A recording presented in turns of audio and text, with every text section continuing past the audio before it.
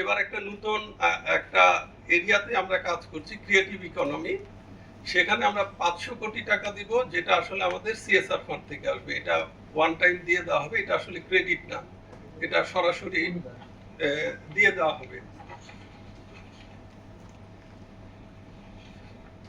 কি ফাইন্যান্সিং স্কিমে আমরা যদি দেখি যে মেজর যে স্কিমগুলো আছে, এর মধ্যে প্রথমটা হচ্ছে close industry and service sector. এখানে 20,000 কোটি টাকা।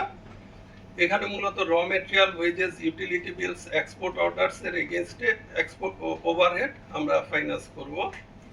সিএমএসএমই সেক্টরে 5,000 কোটি টাকা। এখানেও raw material, labour wages, export fulfilment and production overheads আমরা দিব।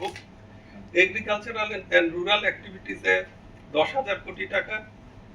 এখানেও একই ধরনের খাতে দেওয়া হবে। এক্সপোর্ট ডাইভার্সিফিকেশনে 3,000 কোটি টাকা এবং নর্থ বেঙ্গল এগ্রিকালচারাল হাব, যেটা আমরা চাচ্ছি নর্থ বেঙ্গল হবে বাংলাদেশের এগ্রিকালচারাল হাব, তার জন্য আমরা দিব 3,000 কোটি টাকা।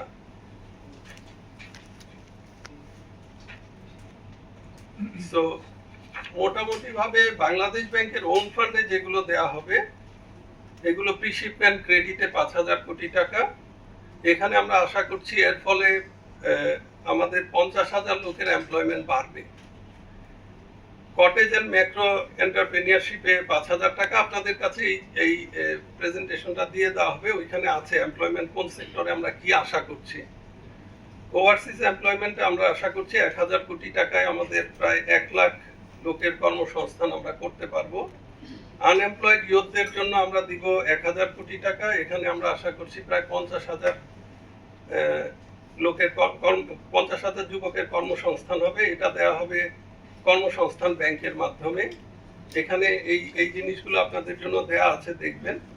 রুরাল ইকোনমিক অ্যাক্টিভিটিস এর জন্য 1,000 কোটি টাকা। এটা আমরা দিব আনসার ভিডিপি ব্যাংকের মাধ্যমে। আপনারা জানেন যে আনসারের প্রায় 11 লাখের মতো নিয়মিত সদস্য এবং ভিডিপি আছে প্রায় 52 লাখের মতো। এরা কিন্তু পেইড না, কিন্তু এরা সবাই নেটওয়ার্কে আছে, তাদের জন্য ক্রেডিট দেওয়া হবে। তারা সাধারণত কৃষি বা এই ধরনের প্রজেক্টে লোন নিয়ে থাকে। ইকো ফ্রেন্ডলি প্রোডাক্টে আমরা দিব 1,000 কোটি টাকা। ক্রিয়েটিভ ইকোনমিতে 500 কোটি টাকা। স্টার্ট আপ ফাইন্যান্সিং এ 500 কোটি টাকা। স্টার্ট আপে আরেকটু বলা দরকার, ইতিমধ্যে আপনারা জানেন যে আমরা প্রাইভেট ব্যাংকগুলোর ইনিশিয়েটিভে এবং বাংলাদেশ ব্যাংক এইটা ফ্যাসিলিটেট করেছে। স্টার্ট আপ ইনভেস্টমেন্ট নামে একটা কোম্পানি লঞ্চ করা হয়েছে, সেখানে আরো 700 কোটি টাকা এই বছর ইনভেস্টমেন্ট হবে বলে আমরা আশা করছি সেই কোম্পানির মাধ্যমে। ফ্রোজেন শিম্প অ্যান্ড ফিশ এক্সপোর্টে আমরা 2,000 কোটি টাকা দিব। আর লেদার অ্যান্ড লেদার গুডসে দিব আরো 2,000 কোটি টাকা।